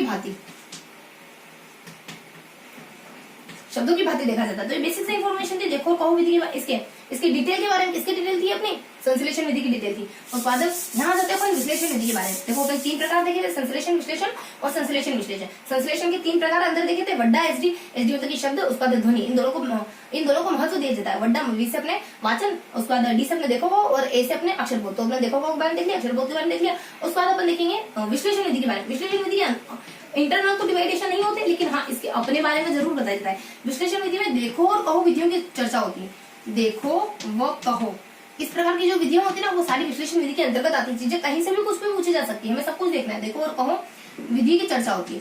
विधि की चर्चा कहाँ होती है, विश्लेषण विधि में। इसमें सार्थक इकाई से भाषा को सिखाना शुरू करते हैं। सबसे महत्वपूर्ण सार्थक इकाई से भाषा को सिखाना कौन सी विधि शुरू करते हैं, सार्थक इकाई से भाषा सिखाना शुरू करते हैं। सार्थक इकाई से भाषा शुरू करी जाती है। देखो मैं तुम्हें एक सार्थक बात बताऊं कि तुम विष मत पियो। सार्थक बात देखो, चीजों को मैं याद रखना है, इस वजह से मैं चाहे कितनी छोटी चीज क्या कुछ ना कुछ अपने माइंड में जरूर उसके लिए क्लिक रखती हूँ। सार्थक बात बताओ ना, तो तुम विष मत पियो। एक अच्छी बात बताओ तो विष मत पियो। आप शिव जी को मान लो गाइडेंस दे रहे हो, शिव को अपन नीलकंठेश्वर कहते हैं, जब वो पीने जा रहे थे विष तो आपने कहा कि आप विष मत पियो, लेकिन आपकी माने नहीं है। तो सार्थक बात बताएं कि विष मत पियो। समुद्र मंथन के समय विश्व मत पियो, मतलब कि सार्थक मतलब कि इसमें सार्थक चीजों शुरू कर दे। विश्व मतलब कि विश्लेषण विधि मानी जाती है। इससे क्या, भले कितनी सिंपल लग रही हो, लेकिन समय के साथ भूलेंगे जरूर। ये नियम है, विस्मरण का नियम है। तो हमें माइंड की तरफ से टेकल करना है। माइंड जानता है कि कोई स्टोरी माइंड नहीं भूलता है, भले कितनी ही आसान लग रही हो आपको, लेकिन 5-7 दिन बाद आप भूलोगे। चीजें जब बिखरी रहती है तो हम भूलते हैं, चाहे कितने सरल लग जाए। ये अभी आपको निरर्थक लग रहा है, क्या 2-4 बातों के लिए कुछ जोड़ना, लेकिन जब कुछ भी आप जुड़ो, आपके अकॉर्डिंग आपको जो सही लगे वो, लेकिन चीजों को होल्ड करके रखो, चीजों को पकड़ के रखो। उसके बाद सार्थक बात बताए तो विष मत पियो, मतलब इसमें बात मतलब कि अपने सार्थक, देखो तुम्हें एक सार्थक बात बताती हूँ। देखो शिव जी तुम्हें एक सार्थक बात बता रही हूँ आपको कि विष मत पियो। कोई कुछ नहीं मिलना जाना, खाली आपको नीलकंठ की पाती मिल जाएगी, वो कुछ नहीं मिलना जाना। और चाहिए भी क्या, लाइफ में चाहिए क्या, है ना। प्रतिष्ठा के अलावा लाइफ में चाहिए क्या? मिसलों का जो हैरान आती है वो यही तो बताती है, आत्मसिद्धि, अपने शरीर का बहुत बेहतरतम उपयोग करो, अपने आप को निचोड़ दो, अपने भीतर से इतनी पोटेंशियल निकालो, इतनी पोटेंशियल निकालो कि शरीर खुद कहने लग जाए अब मेरे को कुछ नहीं बचा, कितना निचोड़ोगी मुझे, है ना। तो यहाँ से देखो सार्थक बात बताओ तो विश्व क्यों, मतलब कि अपने विश्लेषण विधि देखो कहो विधि की चर्चा करती है। सार्थक इसमें सार्थक की इकाई से अपनी भाषा शुरू होती है, ये बता दिया जाता है। उसके बाद अपने आर लास्ट, उसके बाद अपने हाँ अभी अपन यहाँ कहाँ आ गए, अभी विश्लेषण विधि से अपने विश्लेषण विधि के बारे में हो गया। उसके बाद हाँ वाचन विधि पर ना अपन वाचन में संश्लेषण विश्लेषण और संश्लेषण विश्लेषण। संश्लेषण विश्लेषण में बस इतना होता है कि दोनों भाषा को संश्लेषण और विश्लेषण इन दोनों को कंबाइन करके वाचन करना सिखाते हैं अपना। अब देख लेते हैं अपन, ये वाचन पढ़ा था ना अपन, तो वाचन की कौन कौन सी विधियां होती है, बच्चों को पढ़ना सिखाने की, वाचन सिखाने की कौन कौन सी विधियां होती है, वाचन की कौन कौन सी विधियां होती है ये देखेंगे। वाचन के प्रकारों के बारे में देखेंगे, उनकी विशेषताओं के बारे में देखेंगे। क्या क्या देखेंगे? वाचन की विधियां, वाचन के प्रकार, वाचन के प्रकार और उसके बाद वाचन के प्रकारों की विशेषता, प्रकारों की विशेषता, इन तीन चीजों के बारे में देखते हैं फटाफट से।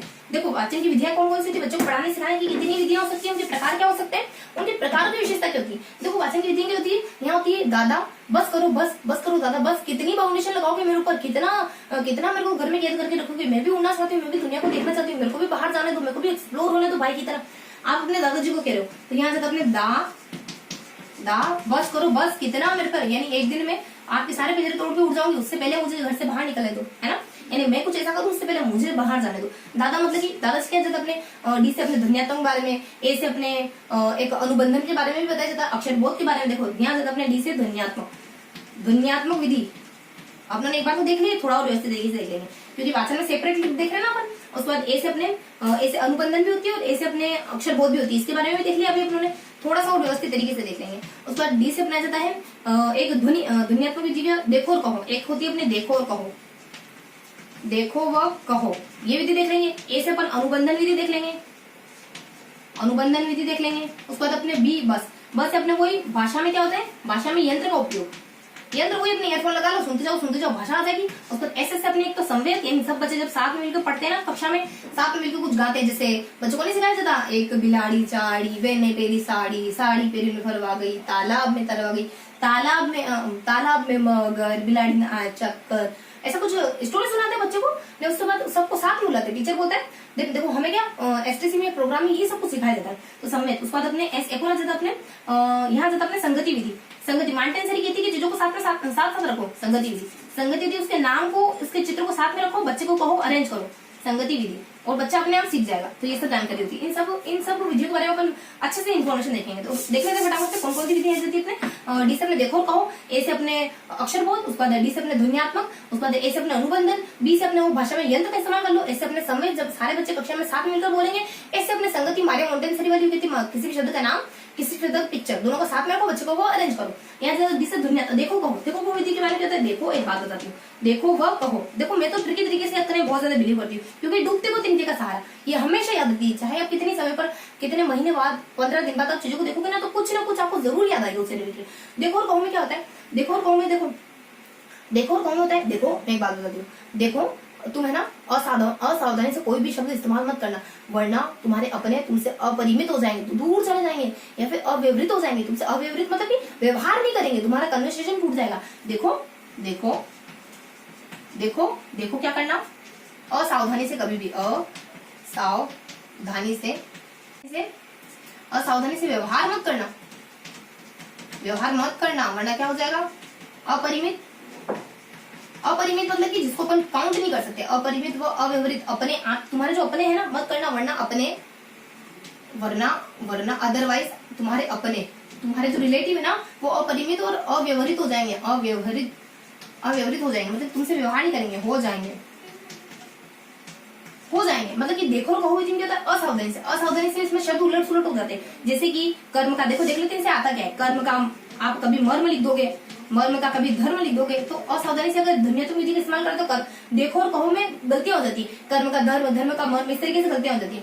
उसके बाद व्यवहार मत करना, वरना अपने अपरिमित, यहाँ क्या होता है अपरिमित, बहुत सारे शब्द है इसमें। शब्द देखो और कहो में शब्द विधि को आधार बनाया जाता है, तो भाषा में तो इतने शब्द है, तो बहुत से शब्द है, अपरिमित शब्द है, बहुत से शब्द, कैसे सिखाओगे सारे शब्द, बहुत से शब्द है यहाँ पे भाषा में, तो सारे शब्द सिखाना बहुत मुश्किल हो जाता है। अपरिहित शब्द और बहुत सारे अपरिहित, जो शब्द हमने कभी देखे नहीं है उनका इस्तेमाल करना, अव्यवहित जो अव्यवहित शब्द होते हैं उनका इस्तेमाल करना मुश्किल हो जाता है। अव्यवहित अव्यवहित शब्द इस्तेमाल करना मुश्किल हो जाता है देखो और कहो में, जो उनके बारे में हम कभी पढ़ा ही नहीं, उनके बारे में कभी उन शब्दों को देखा ही नहीं, उन शब्दों से परिचित ही नहीं है, तो उन शब्दों को अपन इस्तेमाल कैसे करेंगे? देख तो लेंगे लेकिन कह कैसे पाएंगे, उनके बारे में बोल कैसे पाएंगे? बस तो असावधानी से देखो और कहो विधि में असावधानी से व्यवहार मत करना, वरना तुम्हारे अपने अपरित हो जाएंगे, अपने अपरित और अव्यवहित हो जाएंगे। इसकी दोष क्या है? यानी देखो असावधानी चलते इस तरीके का हो जाता है, कर्म है, कर्म का धर्म, धर्म का मर्म बन जाता है। उसके बाद बहुत से यहाँ जाता अपने की अपने अपरिमित, यानी बहुत से अपरिमित शब्द होते हैं, सबको पढ़ना इस विधि से पॉसिबल नहीं। उसके बाद अव्यवहित बहुत सारे शब्द हमारे अनफेमिलियर शब्द आते हैं, तो वो हमें वो हम देख तो लेते हैं लेकिन उनके बारे में बोल कुछ नहीं पाते, उनके बारे में वाक्य नहीं बना पाते। इससे कुछ दोष होते हैं और ये कुछ अपने दोष क्या, ये देखो और कहो विधि के बारे में कुछ डिटेल थी, कुछ जानकारी थी जो मैंने देख ली। तो जिन जिन के बारे में मैंने देखा था वो देख लिया। उसके बाद ए से क्या देखना है? ए से हमें देखना है अक्षर बोध विधि। अक्षर बोध विधि, अक्षर बोध विधि के बारे में क्या देखना है?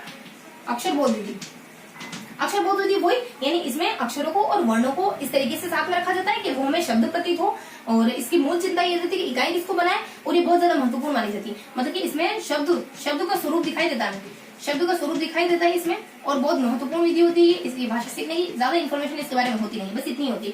उसके बाद एक और डी से अपने ध्वन्यात्मक विधि दिया जाता है। ध्वन्यात्मक विधि में क्या आता है? ध्वन्यात्मक विधि में क्या आता है? देखो अक्षर बोध, डी से देखो को ए से अपनों ने अक्षर बोध, उसका डी से ध्वन्यात्मक विधि। ध्वन्यात्मक विधि में क्या जानकारी थी? ध्वन्यात्मक विधि में जानकारी थी कर्म का मर्म, इस तरीके के शब्द इस्तेमाल किए जाते हैं। कर्म का मर्म है, मतलब एक जैसे बोलने वाले शब्द एक जैसे इस्तेमाल किए जाते हैं। और उसके बाद इसका है ना, लेकिन ये विधि ना उतनी उचित नहीं है, बस बेसिक से इन्फॉर्मेशन इस तरीके से पढ़ाते हैं, उचित नहीं, क्योंकि सारे शब्द थोड़ी ना पढ़ा पाओगे। क्या सारे अपने शब्दकोश में ऐसे शब्द आते हैं? कर्म, मर्म, धर्म, नर्म, ऐसे ही तो नहीं आते, बहुत सारे शब्द और आते हैं। तो थोड़ी सी बस कुछ पता होना चाहिए इन शब्दों के बारे में। बच्चों को पढ़ना सिखा रहे तो ऐसे पढ़ना सिखा दो, ये कोई तरीका होगा, इससे 2-4 शब्द सीख जाएंगे। उसको अनुबंधन विधि, अनुबंधन विधि क्या होती है? अनुबंधन नहीं, अनुध्वनि विधि। अनुबंधन थोड़ी ना, अनुबंधन तो अपने साइकोलॉजी का टर्म है।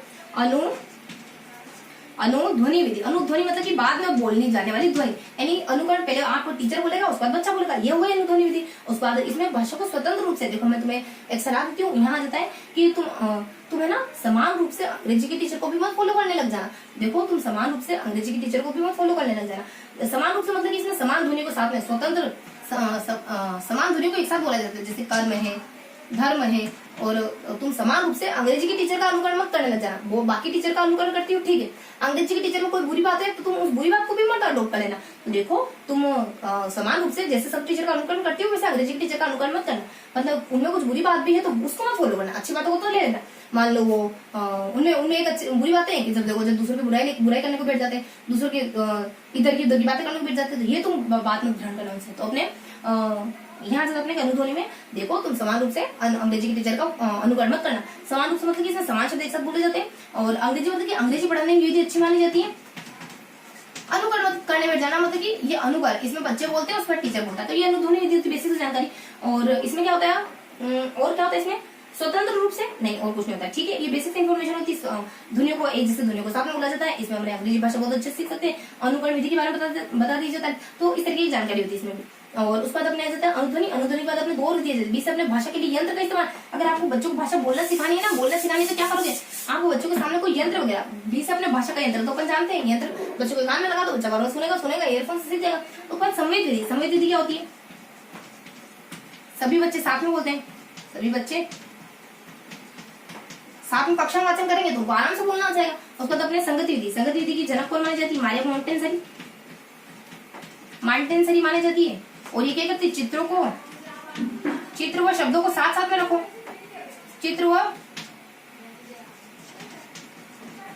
शब्दों को साथ साथ रखो तो बच्चा सीख जाएगा। चित्र और शब्द इन दोनों को पास में रखेगा। वो चित्र दे दो बच्चे को, शब्द दे दो बच्चे को, कहोगे दोनों चीजें आप साथ में लेके आओ तो बच्चा सीख जाएगा। तो ये थी अपने कुछ बेसिक इन्फॉर्मेशन कि बच्चों को आपको पढ़ना सिखाना है तो कैसे सिखा सकते हो, कैसे सिखाते हो? दादा बस करो, मेरे पे इतनी पाबंदियां मत लो। 10 से अपने ध्वनि से देखो कहो से, उसका 10 से आपके अक्षर बोध से सिखा सकते हो, उसका 10 अपने ध्वन्यात्मक से सिखा सकते हो, ऐसे अपने अनुबंधन के द्वारा सिखा सकते हो। बस करो मतलब यंत्र के द्वारा सिखा सकते हो, संवेद से सिखा सकते हो, संगति से सिखा सकते हो। इतने तरीकों से बच्चों को भाषा बोलना सिखा सकते हो। उसके बाद अब जो वाचन देख ही रहे तो वाचन के प्रकार देख लेते। तो बेसिकली वाचन कितने प्रकार के होते हैं? देखो वाचन के प्रकार देख लेते। क्या है ये प्रकार? किसके? वाचन के। अब वाचन देख रहे हैं, वाचन की विधियां देखिए, वाचन के प्रकार देख लेते हो। वाचन के प्रकार कितने होते हैं? एक तो होता है अपना स्वर वाचन, एक होता है अपना मौन वाचन। देखो सहस्रवाचन कितने प्रकार का, 3, 1, 2, 3। या तो बच्चा बोलेगा, यानी बच्चे को क्या करेंगे, बच्चे को बोलने का अनुकरण करेंगे, उसके बाद टीचर बोलेगा तो आदर्श कहेंगे, दोनों सारे बच्चे साथ में मिलकर करेंगे तो संवेद कह देंगे। यहाँ पे 2 प्रकार का होता है, अगर आप अच्छे से ध्यान लगा के पढ़ रहे हो तो गंभीर कह देंगे, गंभीर कह देंगे, और किसी और पे ध्यान लगा के पढ़ रहे हो तो यहाँ अपने त्वरित कह देंगे, त्वरित कह देंगे। अब इनके लाभ देख लेते हैं, यानी कि आपको स्वस्थ बोलने से क्या लाभ होता है, उसका मौन वाचन करने से क्या लाभ होता है। देखो पूछे जाते हैं हर बार, तो फटाफट से देख लेते हैं क्या लाभ होते हैं इनके, और इसी तरीके से देखेंगे चीजें हमें लंबे समय याद रहेगी। देखो सर जब आप बोल बोल के पढ़ते हो तो आपको क्या लाभ होते हैं, बोल बोल के पढ़ते हो तो हमें चीजों का अर्थ समझ में आता है, और चीजें हमें उच्चारण स्पष्ट हो जाता है, उसके बाद विविध आ जाता है। देखो यहाँ अपने ट्रिक आ जाती है कि रुचि ने विविध चिन्हों का स्पष्ट तरीके से उपयोग सीख लिया, स्पष्ट तरीके से अर्थ समझ लिया। मान लो मैं आपको कहूँ तो आप पता कर लोगे इसका क्या मीन्स होता है। तो इसका मतलब ये है कि चिन्ह, बहुत सारे चिन्ह होते हैं इसका मतलब, और कुछ कुछ सिंबल होते हैं ना, जैसे इसका मतलब वॉशरूम के लिए जाना होता है, छोटे बच्चे करते हैं ना, और बहुत करते हैं, जब बच्चे पीछे जाओगे ना बहुत परेशान करेंगे। और यहाँ अपने कुछ और कुछ सिंबल हो सकते हैं, ऐसे गॉड से प्रे करने के लिए, है ना, ऐसे कुछ करते हैं, ऐसे कुछ करते हैं, फिर ऐसे कुछ करते हैं, तो अलग अलग सिंबल होते हैं चीजों के। तो यहाँ देखा कि रुचि ने चिन्हों का स्पष्ट प्रयोग सीख लिया। तो यहाँ अपने रुचि ने चिन्हों का स्पष्ट अर्थ समझ लिया, रुचि ने चिन्हों का स्पष्ट अर्थ समझ लिया। मतलब रुचि मतलब जो स्वस्वराचन होता है ना, वो आपकी पढ़ने की रुचि उत्पन्न कर देता है, पढ़ने की रुचि उत्पन्न कर देता है। उस पर चिन्हों मतलब कि अपने विराम चिन्हों का प्रयोग सिखा देता है आपको, जो स्वस्वराचन होता है। उसका स्पष्ट मतलब कि आपके ज्ञान को स्पष्ट कर देता है। उसका अर्थ यानी चीजों का अर्थ समझने में मदद करता है। तो रुचि ने चिन्हों का स्पष्ट प्रयोग करना सीख लिया। ट्रिक थी अपनी कि जब अपन बोल बोल के चीजें याद करते हैं, रुचि डेवलप होती है, चिन्हों का प्रयोग करना सीख जाते हैं, चीजें स्पष्ट हो जाती है, चीजों के अर्थ के बारे में जानकारी सीख जाते हैं अपन। और विविध चिन्हों, एक ही चिन्ह नहीं, बहुत सारे चिन्ह, विविध चिन्हों का उपयोग करना मतलब विविध तरीके से उच्चारण, आपको चीजों को किस तरीके से बोलना है, विविध उच्चारण, यानी एक ही लाइन को पढ़ने के अलग अलग तरीके आप में डेवलप हो जाते हैं। जाओ मुझे परेशान मत करो, जाओ मुझे परेशान मत करो, जाओ मुझे परेशान मत करो, इसी तरीके से, ठीक है। तो चीजों को बहुत अलग अलग तरीकों से, एक ही वाक्य को विविध तरीके से पढ़ाने में आपको मदद करती है। क्योंकि ये वाक्य आप 10 बार गुजरोगे तो 10 ही बार उसका टोन अलग होगा, क्योंकि कहने वाला वक्त अलग है। तो चीजों को विविध वाचन करना आपको आता है इससे। उसके बाद कहा थे अपन, तो हाँ अपन देख लेते हैं इनकी वाचन की, सहस्रवाचन की अपनी विशेषता के बारे में। अब देखेंगे अपन कुछ मौन वाचन की विशेषता। मौन वाचन होता है, इसके भी तो कुछ अच्छी बातें होती ना, इसकी अच्छी बातें। और देखो मौन वाचन के लिए अपनी रुचि आती है, अच्छी बातें विशेषता बताने के लिए। रुचि ने इतना अध्ययन करा, इतनी पढ़ाई कर ली उसने कि उसमें घन चिंतन की भावना विकसित हो गई। रुचि ने इतनी पढ़ाई करी कि गहन चिंतन विकसित हो गया उसमें, गहन चिंतन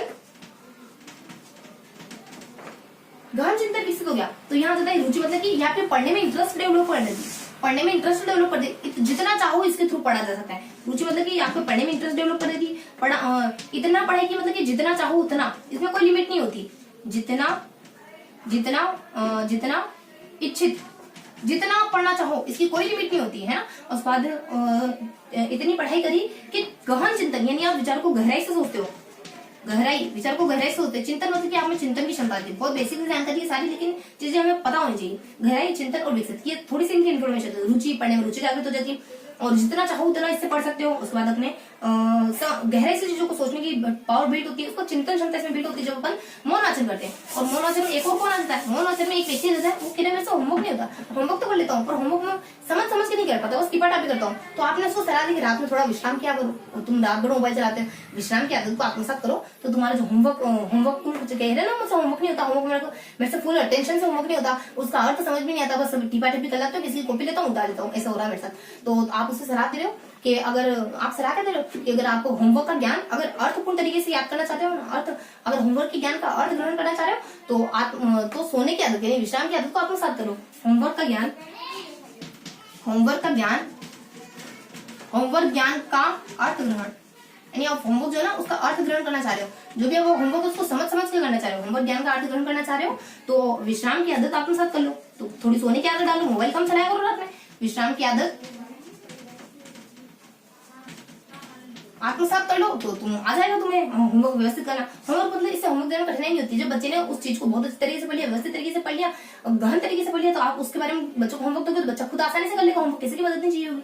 ज्ञान होती है आपको बहुत ज्यादा ज्ञान प्राप्त करने में मदद करती है। आप भीड़ बढ़ा के बेटे मौन वाचन आता है, मौन वाचन करने किसके लिए, पेट्रोल पंप गया, आप रेलवे प्लेटफॉर्म पर भी पढ़ने बैठ जाओगे। और उसके बाद अर्थ मतलब की चीजों का अर्थ ग्रहण करवाती है, सिर्फ इसे आपको पढ़ना नहीं है, सिर्फ होठ नहीं हिलाने, वैसे इसमें होठ तो हिलाए नहीं जाते, बिल्कुल इंटरनली इसमें रीडिंग होती है लेकिन होठ नहीं हिलाए जाते, लेकिन चीजों का अर्थ समझ आता है इसमें।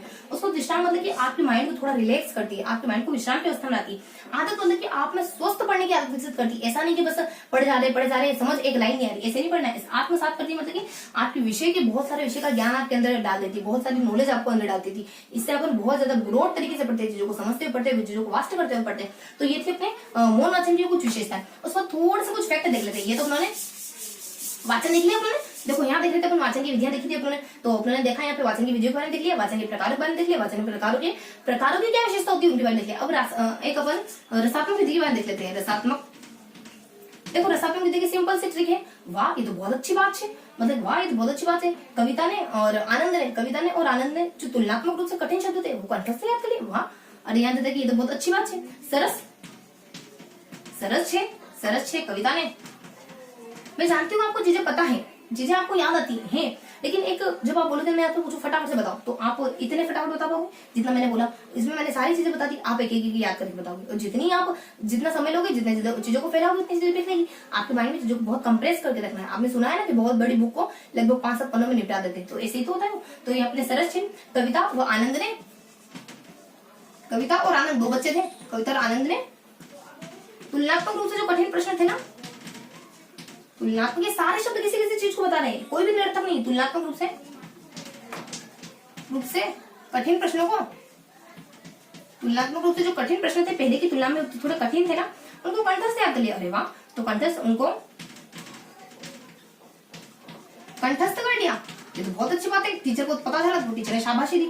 यहाँ जाता मतलब कि सरस, बच्चों को जो सरल लाइनें होती है वो अपने रसात्मक जो रागात्मक रसात्मक विधि, इसमें बच्चों को खुद याद करवाई जाती है, खुद पढ़वाई जाती है। टीचर जो भी लेसन बच्चों को पढ़ा रहा है उसमें जो आसान सी बहुत आनंद फील करने वाली जो लाइन होती है ना, बच्चों को खुद को भी याद करने को कहा जाता है, बच्चों को खुद को भी बोलने का कहा जाता है, ताकि जो आनंद बच्चा टीचर खुद फील कर रहा है वो बच्चा भी फील कर पाए। तो ये अपनी सरस लाइनें बच्चों को खुद को बुलवाई जाती है। कविता हुआ, काव्य हुआ, उसको पढ़ने में विधि इस्तेमाल करी जाती है। इसका मेन पर्पस होता है आनंद, प्लेजर और जॉय, ये इसका होता है और मेन पर्पस होता है। तुलनात्मक यानी कभी व्याख्या में थोड़ी सी तुलना, थोड़े से प्रश्न ये भी करे जाते हैं। आनंद को तो मेन फैक्टर रखा ही जाता है, लेकिन बीच में थोड़ा बहुत प्रश्न भी होते हैं इसमें। तुलनात्मक यानी तुलना भी होती है चीजों में। उसका रूप से कठिन, ये अगर कठिन शब्द बीच में आ गया ना तो विधि थोड़ी सी डिस्टर्ब हो जाएगी, आनंद थोड़ा सा भंग हो जाएगा इसमें।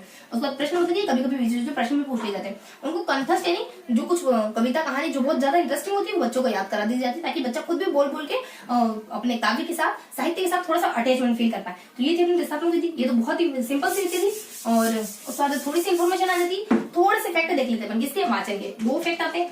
देखो जब भी ऐसा माना जाता है कि जब भी आप अपने उल्टे हाथ में यानी बाएं हाथ में आप जब भी बुक पकड़ो तो 45 डिग्री के एंगल पे होनी चाहिए। आपका ये 90 डिग्री का एंगल है, तो थोड़ा सा इसको झुकाओ और 90 से थोड़ा सा कम कर लो। 45 डिग्री के एंगल पे आप बुक को पकड़ना है आपको। उसके बाद आंखों से 1 फीट की दूरी रखनी है।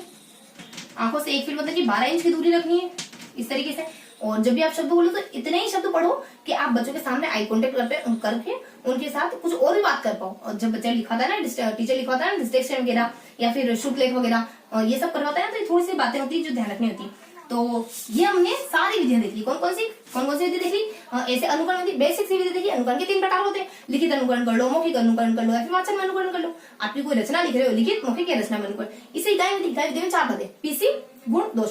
पीसी गुण दोष। पीसी मतलब की परिभाषा बताने के लिए कौन आते हैं? अपने सब रब आ जाते हैं। देखो बस तो मेरे को ध्यान आया ही नहीं। से अपने अग्रवाल आ जाते हैं, उसका आर्ट से अपने रिस्क महोदय आ जाते हैं। और उसके बाद अपने बस से कौन आते हैं यहाँ पे? बस से देखो, बस से चलो मिस रखते हैं, चलो बस से या मिस ही रखते हैं अपन। तो हाँ, अपने परिभाषा देखी, तो अपने परिभाषा के बारे में देखा आपने। पीसी गुण दोष देखना, इसी से अपने चरण के बारे में देखा। चरण कौन बताने आते हैं? उसके बाद अप्पा ऐसे मत करो, मेरे को घूमने जाना, अप्पा ऐसे मत करो, ऐसे अन्वेषण आ जाता है। उसके बाद आत्मसातीकरण, उसके बाद प्रस्तुतिकरण, उसके बाद अपने संगठन आ जाता है, लास्ट में अपने अभिव्यक्ति आ जाता है। तो ये आ जाता है, इसको गुण दोष आ जाता है। इसके इकाई विधि के गुणों दोष बताने के लिए कौन आता है? इकाई विधि के गुणों दोष बताने के लिए चिंतित माँ आती है। माँ चिंता मत करो, तुम्हारा बेटा मनोवैज्ञानिकों के समूह के साथ है, तो उसमें आत्मविश्वास ही बढ़ेगा। और उधर आ जाता है कोई नेह नाम का लड़का है, तो उसके सीमित यंत्र से तो कभी टाइम नहीं पहुंच पाता, दुरुपयोग भी होता है, समय का दुरुपयोग, कभी टाइम से नहीं पहुंच पाता। लेकिन उसने अपने मौलिक शक्ति, अपने 2 पांव का इस्तेमाल करा, गांधी जी को कंधों बिठाया और वहां दांडिया तक ले गया। तो ये पूरी विधि हो गई। कौन सी? इकाई विधि। उसके बाद हाँ, इकाई विधि गेस्टाल्टवाद से बिलोंग करती है, ये ध्यान रखना, क्योंकि गेस्टाल्टवाद समग्रता में बिलोंग करता है। वो कहता है कि आपको टुकड़ों में कभी सुंदरता नहीं दिखेगी, जो सुंदरता आपको एक चेहरे में दिखती है, आंखों में जूम कर लो, नाक पे जूम कर लो, दूसरी आंख पे जूम कर लो, लिप्स पे जूम कर लो, आपको चेहरा सुंदर नहीं लगेगा। होलिस्टिक तरीके से चेहरा दिखाओ, पता चलेगा वाह क्या चेहरा है ना। उसका पीवी इससे प्रत्यक्ष विधि के बारे में कौन आ जाता है। प्रत्यक्ष विधि के बारे में 2 ट्रिक्स आ जाती है अपनी, कि जब भी आप बोलो खुल के बोलो, व्यवस्थित मौखिक कार्य करना है तो स्वतंत्र रूप से अभिव्यक्ति करो। यहाँ जाता है जब भी आप भाषण दो तो आप चेक कर लो अनुवाद वगैरह का काम, जो भी अपने शब्दावली का अनुवाद वगैरह है, ये अपने शब्दावली की जो अपने शब्दावली है उसका अनुवाद अगर चेक करना हो तो व्याकरण की तरीके से एकदम व्याकरणिक तरीके चेक करो, फिर अपने भाषण वगैरह दो, तो इससे पूरी अपने सारे इसके गुण दोष क्लियर हो जाएंगे। उसके बाद इसके दोष बताने के लिए कौन आता है, संज्ञा आती है। ये तो इसके गुण थे कि आपको जब भी बोलना हो तो व्यवस्थित तरीके से बोलो, जब भी भाषण देना हो तो व्यवस्थित तरीके से दो, चेक कर लो सारे मीनिंग वगैरह और सारे शब्द वगैरह। उसके बाद इसके दोष क्या थे, दोष होते हैं कि संज्ञा नाम की कोई लड़की ना संज्ञा ने पढ़ा लिखा छोड़ दिया, नहीं अब तो वो शायरियां वायरियां करने लगी। उसका दिया भी प्रत्यक्ष व्याकरण मत दी। माँ को कह रहे कि माँ आपने स्वाभाविक रूप से जो वाचन का कार्य करा ना बहुत अच्छा है, लोगों की बातों पर ध्यान मत दो, ये ट्रिक अपनी सारी बातें बता देगी। उसके बाद डी से द्विभाषा, द्विभाषा के बारे में क्या कहते हैं अपने, कि आपकी विदेशी माँ टेक मैंगो जैसी विदेशी भाषा बोलती है। मैं तो सीखनी आधी हिंदी आधी अंग्रेजी, आपकी विदेशी माँ टेक मैंगो जैसी भाषा बोलती है, मुझे तो नहीं सीखनी भाषा, विदेशी भाषा है तो विदेशी में मदद करे, मुझे तो नहीं सीखनी। तो ये जो सैनिक विद्या जानते हैं अमेरिका में शुरू हुई थी, इसमें लिखने में बिल्कुल ध्यान नहीं था, सारा वार्तालाप बोलने पर। उसके बाद अपने डी से ध्वन्यात्मक विधि, ध्वन्यात्मक विधि का नाम क्या देता है, वही ध्वन्यात्मक विधि, वही ध्वन्यात्मक विज्ञान जिसमें ध्वनि को प्रत्यक्ष से बढ़ाया जाता है। हाँ वही कहता है कि जब भी याद करो बोल के याद करो, लिख के याद करो, इससे आपको जल्दी पढ़ना लिखना आ जाएगा। मतलब उसमें भी बताया जाता है कि जल्दी पढ़ना लिखना आ जाता है। ध्वन्यात्मक मनोविज्ञान के ऊपर ध्यान देते हैं, ध्वन्यात्मक मनोविज्ञान से अगर बच्चों को पढ़ाना सिखाते हैं तो जल्दी पढ़ना लिखना जाता है, ये बताया जाता है। हाँ तो क्या था आपने कि जो ध्वन्यात्मक विज्ञान होता है वही ध्वन्यात्मक विज्ञान जो ध्वनि को प्रत्यक्ष से बढ़ाता है। वो कहता है कि आप जब भी लिखो तो बोल के लिखो, इससे आपको जल्दी याद हो जाएगा। फिर आपको अंग्रेजी के मर्मों को भी तो समझना है, जल्दी याद करनी है, अंग्रेजी भी तो पढ़नी है, तो ये ध्वन्यात्मक विधि की सारी जानकारी। उसके बाद अपने वाचन की कुछ 3 विधियां होती है, संश्लेषण विश्लेषण और संश्लेषण विश्लेषण। संश्लेषण में कौन सी विधियां होती है, संश्लेषण में तीन होती है। कौन सी, मेरे पास बड़ा सा एसडी कार्ड है, एसडी मतलब कि अपने ये स से अपने शब्द, उसका डी से अपने ध्वनि, उसका वड्डा वी से अपने वर्ण आ जाता है, डी से अपने देखो कहो आ जाती है, ए से अपने अक्षर बोध आ जाती है, ये सब बताते हैं। इनके बारे में भी थोड़ा सा बताया जाता है कि कौन व्यक्ति आ जाते हैं। यहाँ मेरे से शटर है ना फास्ट बंद नहीं होता, मेरे से शटर यहाँ जाता है कि मेरे से शटर फास्ट बंद नहीं होता, मेरे से मतलब आईकिल के द्वारा मुझसे लड़ाई भी नहीं होती 3-5 15 3-5 में इसका सूत्रपात करा। उसके बाद सेटर का नहीं, रात को 10 बजे क्या शटर ऊपर नीचे करते तो वेट सेटर 1782 हो गया 10। और उसके बाद फास्ट बंद नहीं होता, मतलब ये कहती है कि अपने वर्णों को अगर पास में रखोगे, अक्षरों को पास में रखोगे तो शब्द के रूप में कन्वर्ट हो जाएंगे, ये बता दी जाता है, ये इसकी मान्यता होती है। और मुझसे शटर फास्ट बंद नहीं होता, तो ये इसकी सारी इन्फॉर्मेशन हो गई। हाँ और रमन की तरह नहीं होता, मतलब कि रोमन विधि इसका आधार मानी जाती है, ये सारी जानकारी होगी अपने। और फिर बता दी जाता है वाचन की विधियां। और दादा बस करो यार, मुझ पे कितनी पाबंदी लगाओगे, थोड़ा अपने भाई पे लगा दो, मतलब मेरे भाई पे लगा दो। तो दादा ड से क्या जाता है, देखो और कहो, ए से क्या जाता है अक्षर बोध, एक और ड से क्या जाता है द्विभाषा, एक और ए से क्या जाता है अनुध्वनि, उसके बाद डी एस 10, उसके बाद बस करो, बस से अपने दादा बस करो, बस से अपने भाषा का यंत्र आ जाता है, उसका 2 एस आ जाती है, एक संवेद, सारे बच्चों को एक साथ पढ़ाओगे, संगति मॉन्टेसरी के तरीके से पढ़ाओगे। इसकी विधियां जाती है, वाचन के प्रकार 2 तरीके से होते हैं, एक तो हमारे सस्वर वाचन हो सकता है, एक हमारा दूसरा वाचन हो सकता है अपने मौन वाचन। दोनों की विशेषता होती है। सस्वर वाचन की विशेषता क्या होती है, रुचि ने बहुत सारे चिन्हों का प्रयोग स्पष्टता से करना सीख लिया, ये से गुण आ जाते हैं सस्वर वाचन के गुण। उसके बाद मौन वाचन के क्या गुण होते हैं, रुचि ने इतना पढ़ा कि अब तो उसमें गहन चिंतन की आदत विकसित हो गई। एक और को अपन सलाह देते हैं कि तुम्हें अगर होमवर्क का जो भी तुम्हें होमवर्क दिया है उसको अर्थ ग्रहण करते हुए चलना है, तो रात में थोड़े सोया करो, तो तुम्हारा माइंड अच्छे से काम करेगा। तो विश्राम की आदत को आत्मसात कर लो। और उसका थोड़े से हमने फैक्ट देखे, वाचन का फैक्ट देखे, लास्ट में थोड़ा सा 2 फैक्ट देखे, क्या कि जब भी आपके लेफ्ट हैंड में बुक होगी तो 45 एंगल पे होनी चाहिए, ये आदर्श स्थिति। उसके बाद आपकी लगभग 1 फुट या फिर 12 इंच की डिस्टेंस होनी चाहिए। तो ये था आज का पूरा सेशन। बिल्कुल छोटी सी, बिल्कुल सिंपल सी कुछ विधियां थी जिनको अपने व्यवस्थित और अरेंज तरीके से पढ़ने की कोशिश करिए। तो आई होप आज का सेशन आपको पसंद आया होगा। फिर मिलेंगे ऐसे ही किसी अगले सेशन में, तब तक के लिए जय हिंद।